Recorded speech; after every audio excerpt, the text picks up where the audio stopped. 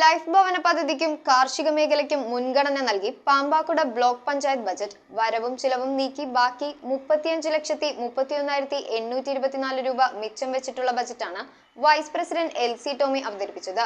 Block panchayat president Smitha എൽദോസിന്റെ അധ്യക്ഷതയിലാണ് budget അവതരണം നടത്തിയത്.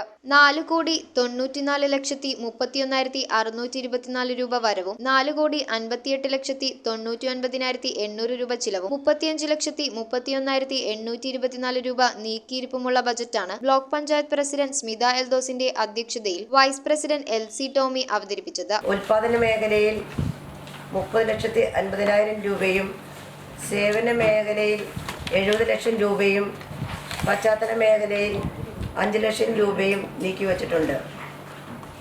നെൽകൃഷി പ്രോത്സാഹിപ്പിക്കുന്നതിനായി 2,80,000 രൂപയും ചെറുധാന്യങ്ങളുടെ കൃഷി പ്രോത്സാഹിപ്പിക്കുന്നതിനായി 10,000 രൂപയും ചേർത്ത് കൃഷി അനുബന്ധ മേഖലയ്ക്കായി ആകെ 30,50,000 രൂപ വകയിരുത്തിയിട്ടുണ്ട്. ലൈഫ് ഭവന പദ്ധതിക്കും PMAY ഭവന പദ്ധതിക്കുമായി 36,90,000 രൂപയും ക്ഷീര കർഷക ക്ഷേമത്തിനായി 15 ലക്ഷം രൂപയും കാർഷിക മേഖലയിലെ പദ്ധതികൾ പാലക്കുഴ 12ാം വാർഡിൽ തടയണ, മാമലശ്ശേരി 9ാം വാർഡ് മാനടിയിൽ ലീഡിംഗ് ചാനൽ നിർമ്മാണത്തിനായി 6 ലക്ഷം, മില്ലറ്റ് കൃഷി പദ്ധതി, വാഴകൃഷി പദ്ധതി, നെൽകൃഷി വിപണനത്തിനായി 2,50,000, കാർഷിക വിപണി നവീകരണത്തിനായി 8 ലക്ഷം, കുടിവെള്ള പദ്ധതിക്കായി 30 ലക്ഷം രൂപ തുടങ്ങിയവയാണ് വകയിരുത്തിയത്. ബജറ്റ് കമ്മിറ്റിയിൽ Palakkuzha panchayat president Jaya Bijumon, Ramamangalam panchayat president PV Stephen, vice president Mary Eldho, സ്ഥിരസമിതി അധ്യക്ഷന്മാരായ Dojin John, Vijayakumari PS, block panchayat അംഗങ്ങളായ Sibi George, Lalitha Vijayan, Kunjumon Philip, Jinson V Paul, Kunjumol Yesudas,